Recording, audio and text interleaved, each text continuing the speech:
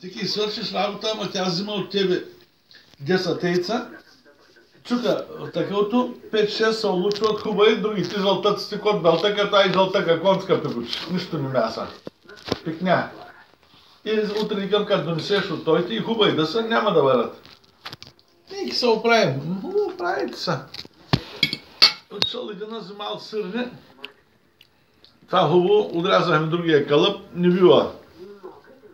Другия взимал масло, той напълнято с мас.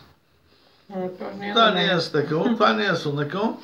Минаваме другия ден, бабката турала завила с хута с полата и пипчи на сергите, минат гледат, отиват нататък, минат гледат, отиват, викам, ко стана?